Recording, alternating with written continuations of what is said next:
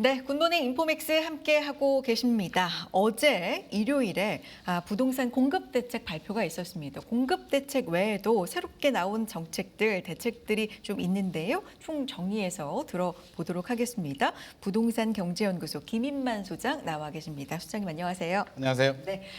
이재명 정부 첫 부동산 공급 대책이라고 할 수 있고요.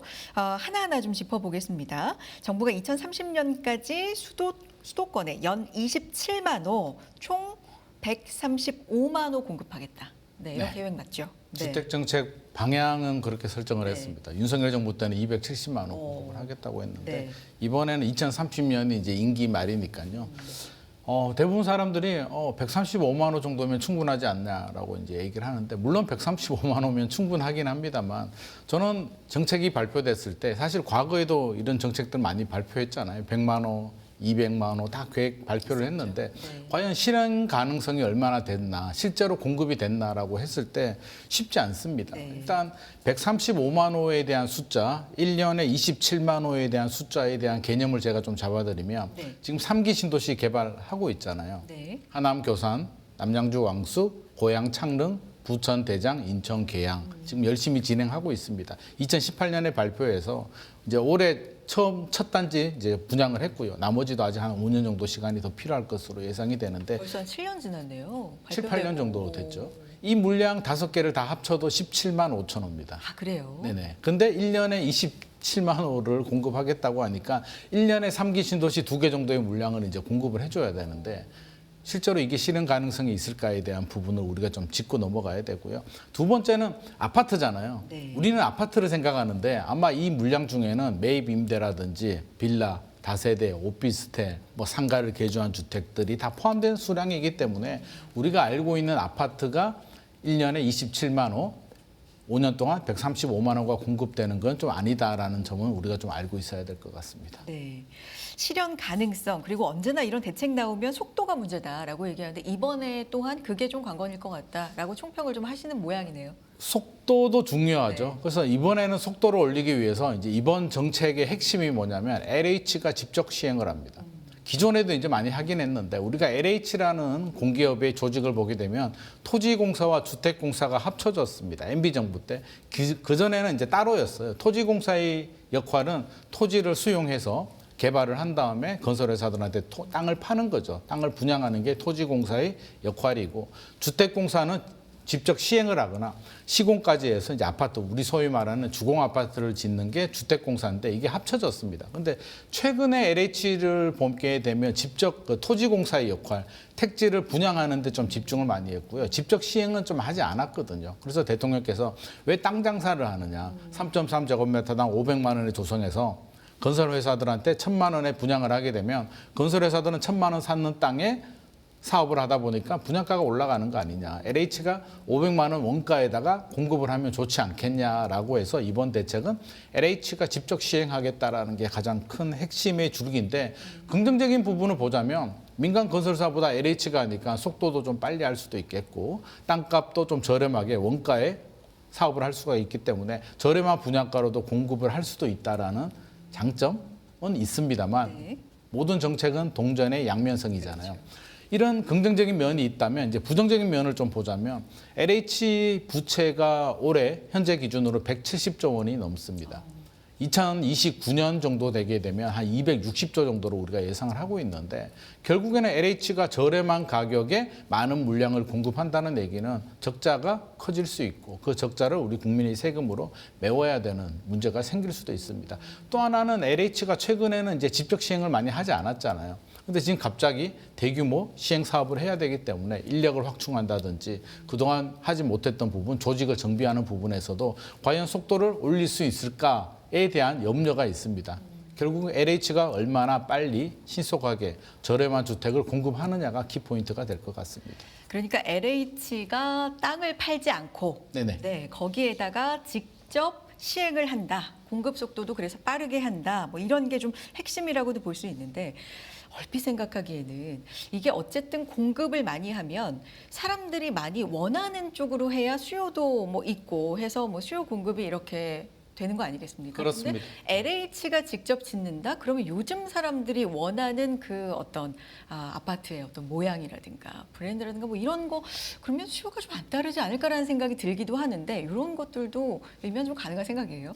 충분히 염려되는 부분이고요. 뭐 저도 그런 생각을 좀 했습니다. 그래요? 대책 발표를 보고 요즘 분들이 소득 수준이 상당히 높고요.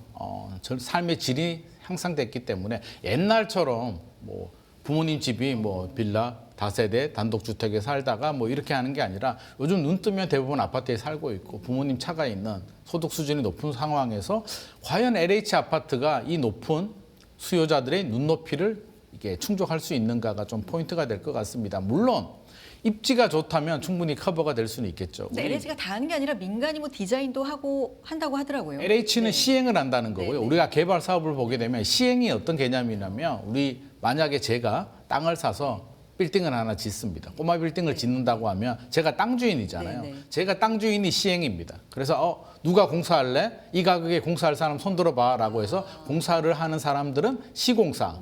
저는 땅 주인. 사업을 주최하는 사람을 시행사입니다. 그러면 LH는 시행이 되는 거고요. 시공은 민간 건설사도 뭐 삼성물산이 될 수도 있고 다른 건설사가 될 수도 있는데 차이가 있다면 건설회사들도 자기들이 개발하게 되면 높은 분양가를 책정을 하고 고급으로 개발을 하는데 LH는 그렇게 높은 가격을 책정할 수가 없습니다. 그러면 아무리 민간이 개발하더라도 건축비 자체가 그렇게 높게 책정이 되지 않기 때문에 고급 아파트가 되기는 어렵고요. 그렇다고 해서 모든 아파트가 다 고급이어야 되고 그럴 필요는 고급이 아니면 경쟁력이 없냐라고 한다면 우리가 판교신도시나 마곡지구를 좀 생각을 해보면 좋을 것 같습니다. 판교신도시는 이제 LH가 턴키 방식으로 개발을 했는데 그 판교신도시 지금 가격이 상당히 높거든요. 아파트들이. 높은데 아파트 자체를 보게 되면 백현마을이나 보뜰마을 가보게 되면 그렇게 고급은 아닙니다. LH가 낮은 분양가로 지었기 때문에 하지만 입지가 교통이 좋고 편의시설이 좋고 교육 환경이 좋기 때문에 가치가 높습니다. 마곡 엠빌리는 SH공사가 이제 개발을 했는데 아파트 자체는 그렇게 고급이 아닙니다. 저도 이제 입주할 때 이제 한번 가보니까 구조라든지 아파트 자재 설계는 그렇게 좋지는 않은데 왜냐하면 그 당시 전용 84 분양가가 3억대밖에 안 했기 때문에요. 근데 입지가 워낙 좋고 주변에 뭐 양질의 일자리 대기업들이 있기 때문에 높은 가치가 형성이 됩니다. 그래서 LH가 지어서 고급으로 짓지는 못하겠으나 LH가 짓는다고 해서 무조건 가치가 없다라고 보기는 어렵고요. 포인트는 얼마나 좋은 입지, 교통, 주거 인프라, 일자리가 좋은 곳에 짓는다면 문제가 되지 않는데 저 외곽에 LH가 짓는다면 그거는 수요자들의 외면을 받을 수도 있을 것 같습니다. 입지가 조금 더 중요할 수 있다. 네. 또 하나 주택 공급 효과를 좀 빠른 시간에 내기 위해서 오피스텔, 도시형 생활주택으로 14만 가구 착공한다. 이런 계획도 밝혔는데 이것도 이제 실질적 도움과 연결 지어 본다면 어떻게 보세요?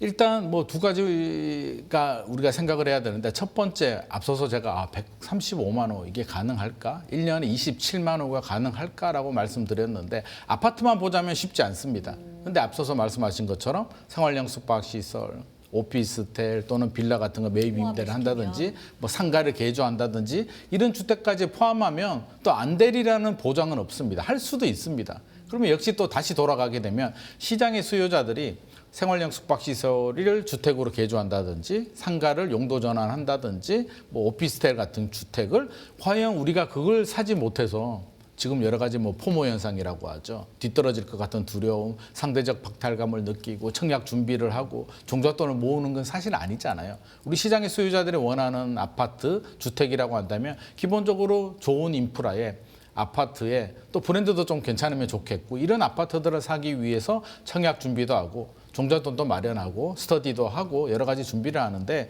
실질적으로 숫자를 늘리는 목표 달성은 할 수 있을지 모르겠으나 높아진 고객의 니즈를 만족하기에는 이런 주택들은 현실적으로 좀 어렵겠다. 그래서 물론 이게 중간 사다리 역할은 합니다. 그리고 이번 대책을 보게 되면 270이 아니라 연 27만 호, 네. 5년 동안 135만 호가 착공입니다. 네. 윤석열 정부 때는 이제 인허가라고 했고 인허가는 이제 더 확률이 떨어지는 거고요. 착공이라고 한다면 3, 4년 후에 입주를 의미하는 거거든요. 지금 올해 착공이 들어가도 2028년, 2029년에 입주 물량으로 연결이 되기 때문에 지금 수요자들이 나 지금 집이 부족해요. 지금 전세 가격이 올라갈 것 같아요. 지금 내가 신혼집을 마련해야 돼요라는 니즈도 사실상 어렵다. 착공이기 때문에 2030년 착공 들어가면 2034년에 이제 입주하게 되는데 그런 주택을 또 시장의 수요자들이 원하지도 않을 수도 있기 때문에 착공이라는 개념도 우리가 좀 제대로 알고 있어야 될 것 같습니다. 착공이라는 단어도 네네. 주목해 보겠고 공급 대책만이 아니라 대출 규제 강화도 어제 또다시 나왔잖아요. 네. 뭐 예를 들면 강남 3구, 용산구 LTV 50%에서 40%로 이제 강화가 또 된 거죠. 8월 가계 대출이 좀 더 증가했다. 네. 유리칠 대책 이후에 좀 잡히는 것 같다가 근데 다시금 증가했다. 뭐 이런 것도 영향이 있었을까요? 이번 이재명 정부의 그 규제 네. 수요 억제의 핵심은 금융입니다. 대출 규제라는 거고요. 세금 규제는 일단은 하지 않겠다라고 이제 이야기를 했기 때문에 나중에는 할 수는 있습니다. 세금 규제를 하려면 명분이 필요해요. 집값이 더 올라간다. 봐봐, 우리가 안 하려고 했는데 집값이 이렇게 올라가니까 어쩔 수 없이 세금 규제를 해야 된다라고 하는데 지금은 뭐 주택 시장 분위기가 그 정도는 아닙니다. 한국 부동산원 통계를 보게 되면 9월 1주차 주간 상승률이 0.08%니까 그 정도까지는 아닌데 이번에도 이제 규제 지역들 강남 3구, 용산구를 LTV를 묶는다는 얘기는 올해 상반기 집값 상승을 주도한 지역들 보게 되면 결국에는 서울의 한강벨트, 강남 3구, 용산구, 뭐 성동, 마포구 이런 지역들입니다. 나머지 지역들은 사실 2021년 가격 회복을 하지 못하는 아파트들도 많이 있거든요. 그러다 보니까 이 지역이 문제다. 이 지역의 자금줄을 좀 조여야겠다라고 생각을 해서 LTV라고 한다면 우리가 대출 규제는 두 가지가 있습니다. LTV가 있고 DSR이 있는데 LTV는 집값 대비 몇 % 대출을 해주느냐. 네. LTV가 50%면 집값이 10억이면 5억까지만 대출을 해준다는 거고요. 이게 이제 40%로 내려왔으니까 10억짜리 아파트가 있으면 4억까지만 대출을 해줍니다. 근데 여기에 이제 DSR이라는 게 들어가죠. 소득으로 연계가 되기 때문에 소득이 낮은 사람들은 4억으로 대출을 해준다고 해도 그마저도 받을 수가 없습니다. 그래서 이렇게 강한 대출 규제가 시행이 되는데 앞서서 8월에 가계부채가 늘어났다고 했는데 사실 가계부채가 줄어들기는 쉽지 않아요.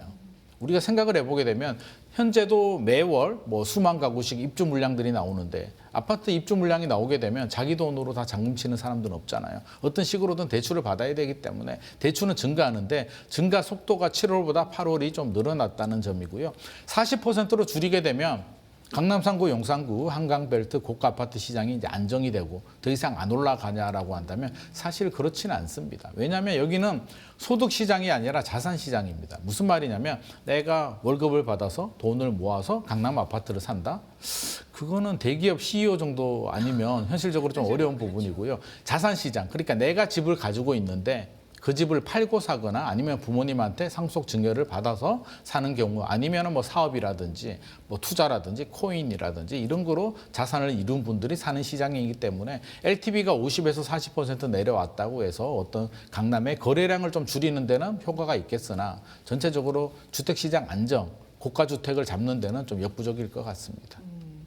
근데 실제로 지난 규제로 인해서 6억 이상은 안 되잖아요. 네. 대출. 네. 그러니까요. 근데 규제 지역 LTV가 50%에서 40%로 강화된다. 실제 대출 가능 금액이 어느 정도나 줄어드는 거고 실제 이제 영향 이런 게 이제 6억까지밖에 어차피 안 됐었는데 뭐 이런 거하고 이제 합쳐줘야 되니까. 모든 게 다 이제 복합적입니다. 맞아요. 소득도 봐야 되고요. 뭐 6억까지밖에 안 나오고요. LTV도 40%니까 뭐 소위 말해서 이제 50억 아파트를 산다고 우리가 생각을 해보죠. 50억에 LTV 40%면 한 20억까지는 대출이 나오거든요. 20억까지 대출이 나오는데 20억 대출 받으려면 연봉이 한 5억 정도는 돼야 될 것 같습니다. 그런데 연봉이 5억이 나오더라도 지금 수도권 지역에 6억까지 대출이 안 나옵니다. 그러면 실제로 6억이면 아무 상관이 없습니다. LTV가 아무리 40이어도 지금 6억 대출에 막혔기 때문에 실질적으로 효과는 굉장히 제한적이다라고 우리가 좀 알고는 있어야 될 것 같습니다. 알겠습니다. 주담대를 아예 금지한다. 이게 무슨 얘기냐면 주택 매매, 임대사업자 뭐 이런 부분 주담대 금지가 지금은 이게 쪼이는 쪽으로 가고 있는 거잖아요. 점점 네네. 하나씩 내놓으면서 맞습니다. 이게 시장에 전반적으로 이제 부동산 시장 쭉 보시면서 흐름을 보시니까 지금까지는 어떤 영향이 있었다고 보시고 앞으로는 또 예상을 어떻게 볼 수 있을까요? 사실 좀 걱정되는 부분이 뭐 임대사업자들 뭐 이게 사실 저는 동전의 양면성이라고 생각합니다. 임대사업자들이 주택을 많이 사니까 집값이 올라가는 거 아닌가. 어떻게 보면 뭐 공급자 역할일 수도 있는데 주택 가격을 또 밀어올리는 역할. 밀어올리는 역할이 될 수도 있고요. 공급자 역할을 하는 이 두 가지가 있는데 이걸 규제하게 되면 자 임대 사업자들은 생각을 하겠죠. 내가 손해 보려고 자선 사업을 하려고 임대 사업을 하는 건 아니잖아요. 나름대로 뭐 오랜 기간 동안 물론 뭐 임대료를 많이 올릴 수는 없습니다만 사업자를 내게 되면 제한이 걸리는데 그래도 세제 혜택을 받으면서 사업을 하다 보면 나중에 집값이 올라가니까 내가 이득을 볼 수가 있는데 지금 대출 규제가 강화되고 임대 사업을 점점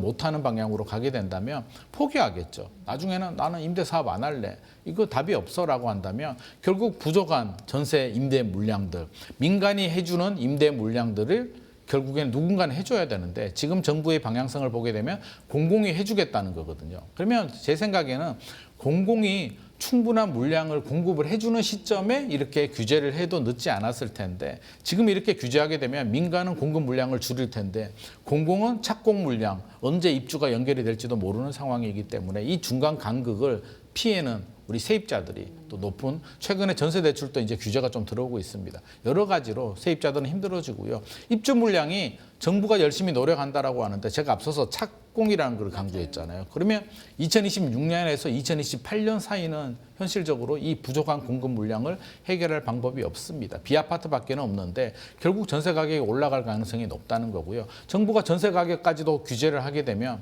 결국엔 또 월세와 진앙 숙소가 빠르기 때문에 한번 월세로 가게 되면 아마 경험해 보신 분들은 아실 거예요. 월세 내고 뭐 월급 얼마 받아서 월세 내고 하면 실제로 종잣돈 모을 수도 없고요. 내 집 마련의 꿈은 점점 멀어질 수도 있기 때문에 이런 점도 좀 고려를 해야 될 것 같습니다.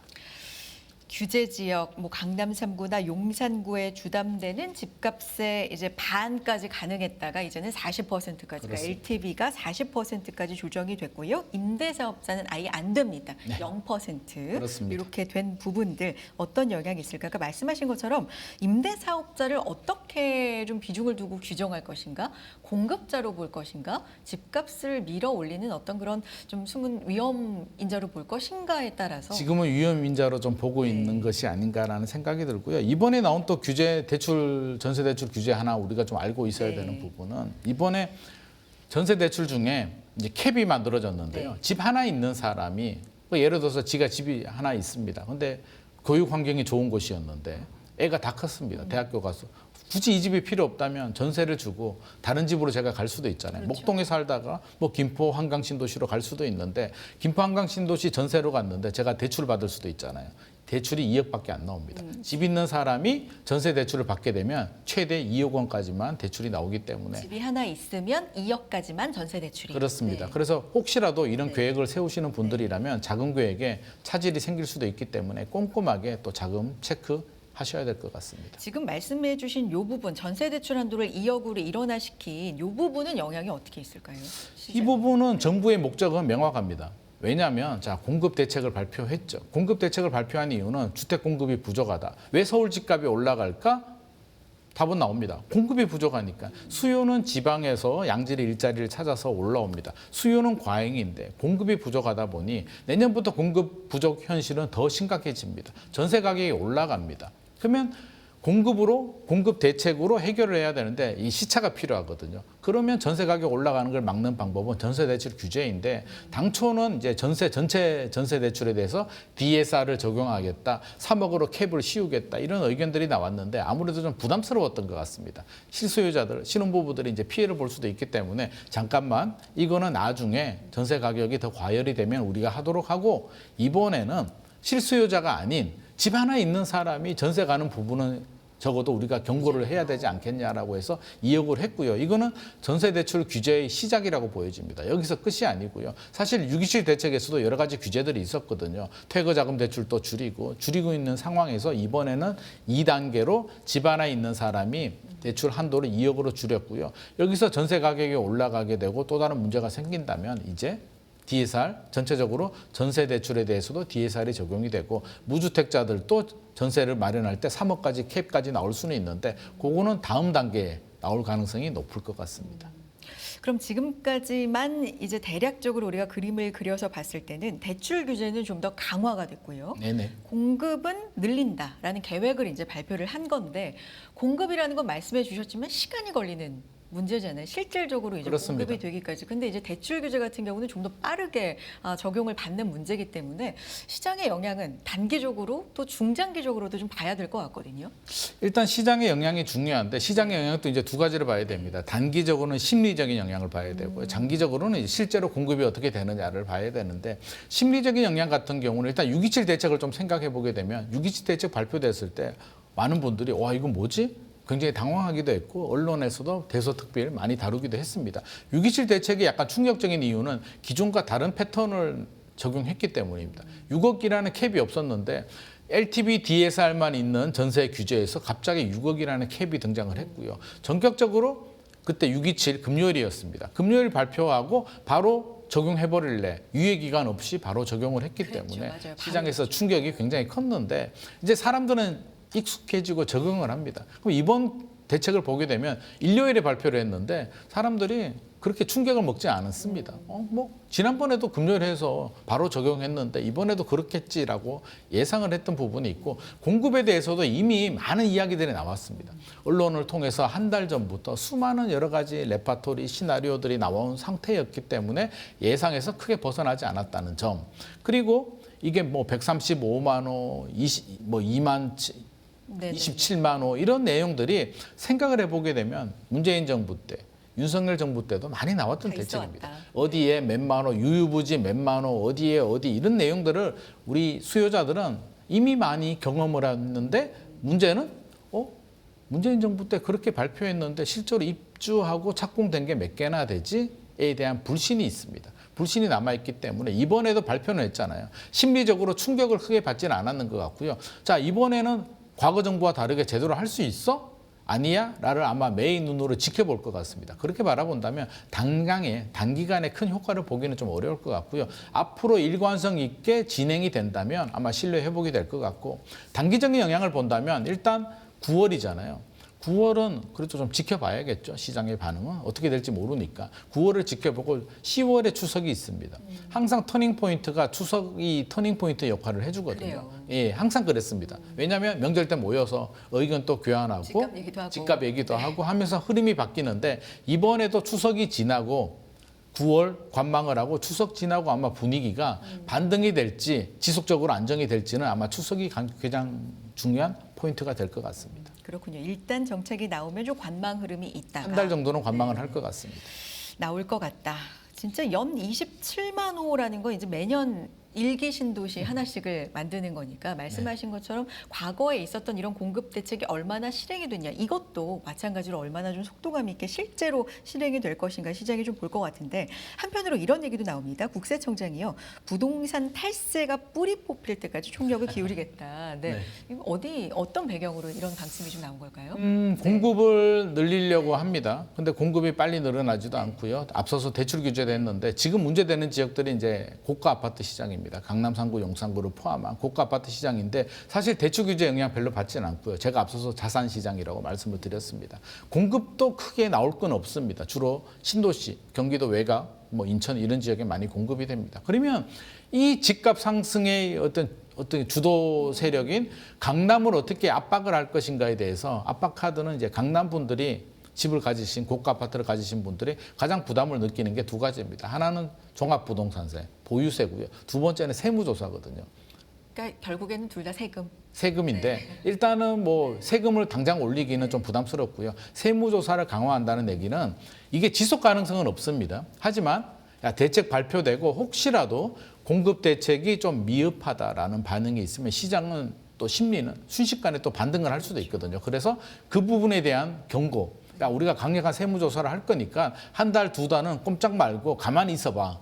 라는 경고의 메시지를 주지 않았나 생각을 하고 있습니다. 그러니까 이쪽으로는 뭐 딱히 공급으로도 그렇고 사실 아까 금액적으로 대출 규제를 해도 실질적으로 영향을 받는 금액대가 이제 벗어나 있으니까 그렇습니다. 여기는 어떻게 이런 쪽으로는 뭐 움직일 수 없고 세무조사 같은 걸 굉장히 강력하게 하겠다라는 쪽으로 오히려 이쪽은 좀 겨냥을 했다. 그렇습니다. 공급 대책이 나오고 만약 하나 뭐 이게 시간이 지나면 모르겠는데 순식간에 예를 들어서 9월에 대책을 발표했는데 강남 집값이 신고가가 나오고 분위기가 반전이 됐다 그러면 이게 낙수 효과가 순식간에 서울 전역으로 번지거든요. 그래서 그 부분을 막아야겠다라는 생각이 아마 세무조사를 강하게 하겠다라는 경고를 하고 있는 것 같습니다.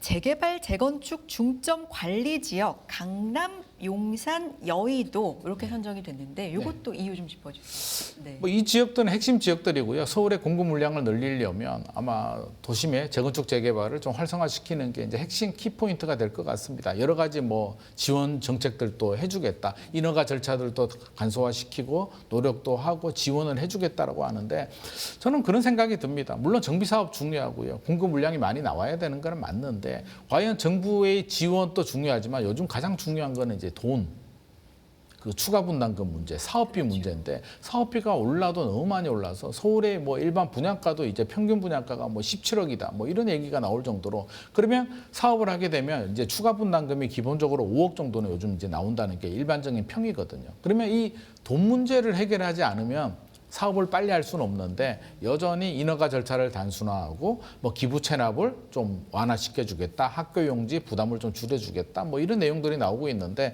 실제로 공급 물량을 빨리 하기에는 재건축 재개발은 15년 정도 걸리는 사업이거든요. 그래서 장기적으로는 이렇게 노력을 하게 되면 반드시 효과는 있을 겁니다. 저는 일관성 있게 진행되기를 원하고요. 그러면 10년 후에 주택시장 안정에는 도움이 되는데 지금 문제는 2026년에서 2028년인데 아무리 뭐 정비사업 지원을 해주고 뭐 구역으로 지정을 하더라도 이 3년의 보릿고개를 해결하기에는 좀 역부족이기 때문에 3년은 공급이 없어요. 줄어듭니다. 어. 한 절반 정도? 네. 민간 아파트 말합니다. 청년주택 같은 거 빼고요. 민간 아파트는 최근에 한 3년보다도 앞으로 3년이 반토막 정도 날 것으로 예상이 되기 때문에 그것 때문에 사실 서울 집값도 불안한 거고요. 그 부분 때문에 지금 공급 대책이 나왔는데 그럼에도 불구하고 이 3년의 보릿고개를 해결하기에는 이번 공급 대책이 살짝 아쉬운 부분이 있고요. 사실은 뭐 제가 국토부 장관이 되더라도 지금 당장 3년의 보릿고개를 해결하는 물량은 빵 공장도 아니고 나올 수는 없습니다. 그래서 심리적으로라도 좀 안정을 좀 줘야 되는데 저는 한편에서는 그런 생각이 듭니다. 이게 우리 시청자들 또 시장의 수요자들은 이런 내용들을 다 모르잖아요. 보도 자료를 다 읽어보고 이렇게 분석하시는 분들이 과연 몇 명이나 되겠습니까? 그냥 연합뉴스 보고 이런 내용이구나 정도만 이해를 하고 있는데 직관적이라는 거죠. 어떤 공감? 느낌을 받아야 되는데 그렇다면 이 많은 내용들을 공감하기에는 현실적으로 좀 어려울 것 같고요. 그러면 저는 헤드라인으로 이번에도 이제 그런 내용이 들어가 있습니다. 서리풀지구. 작년 11월에 이제 발굴한 그린벨트를 푼 2만 세대인데 내용이 한 줄 잠깐 들어가 있는데 차라리 서리풀 지구를 저는 헤드라인으로 뽑고 서초구에 있으니까요. 서리풀 지구 2만 가구를 MB 때처럼 우리 반값 아파트로 한번 공급해 보겠다라는 헤드라인을 붙였다면 시장의 수요자들이 관심도 가지게 되고 공급 물량 나오구나. 공감을 이끌어내는데 좀 효과적이었을 텐데 이 좋은 내용들이 이 많은 내용 중에 이게 묻혀버렸기 때문에 실제로 하고도 어필을 못하는 이런 부작용들도 생기고 있는 것 같습니다. 여기서 조금만 더 말해주세요. 그러면 또 어필 안 된 점 없어요? 좀 한 줄로 이렇게 나와 있는데. 저는 좀 네. 그 서리풀 지구도 불만이고요. 또 여러 가지 규제를 풀어준다고 했는데 직관적이잖아요. 예를 들어서 재건축 재개발을 정비 사업을 활성화하려면 여러 가지 정부가 이제 많은 내용들을 집어넣었는데 많은 사람들이 기억을 하고 있는 건 재건축 초과이익 환수제거든요. 차라리 재건축 초과이익 환수제 폐지해주겠다. 제초안. 왜냐하면 제초안 같은 경우는 이중과세의 미실현 이익에 대한 과세의 논란이 있고요. 강남이나 용산 같은 경우는 3억에서 한 7억까지도 지금 부과된다라는 얘기들이 나오는데 실제로 구청장이 부과하게 되면 3억, 5억, 7억을 현금 가지고 있다가 팔지도 않은 집에 대해서 세금 내는 분들이 많지 않습니다. 조세 저항이 일어나게 되고요. 그럼 구청장은 압류를 걸고 공매로 넘겨야 되는데 아니 초과이익 환수를 안 낸다고 공매로 넘기게 되면 내년 지방선거에 어떻게 되겠습니까? 구청장 또 부과하기 어려운 세금이고 내기도 어려운 세금이니까 차라리 우리는 재건축 초과이익 환수 공급을 위해서는 폐지할 수 있으라는 시그널이라도 줬다면 저는 이건 여기에 포함 안 됐죠 이번에? 이건 안 해줄 것 같습니다. 네네네. 앞으로도 안 해줄 것 같습니다. 그러니까요. 그런 부분은 이제 아쉬운 부분이고 앞서 서리풀 얘기하셨던 건 한 줄 정도는 들어가 있었다. 네네. 이런 부분으로 정리해 보겠고요. 보내드리기 전에 그래서 이번 한 달 정도는 관망세를 보일 것 같고 네네. 추석 이후에 방향성을 좀 봐야 되는데 공급의 속도라든지 뭐 여러 가지 파급 효과는 좀 아쉬운 점도 있었다. 맞습니다. 네, 이런 부분까지 정리해 보겠습니다. 부동산 경제연구소 김인만 소장 함께했습니다. 소장님 말씀 고맙습니다.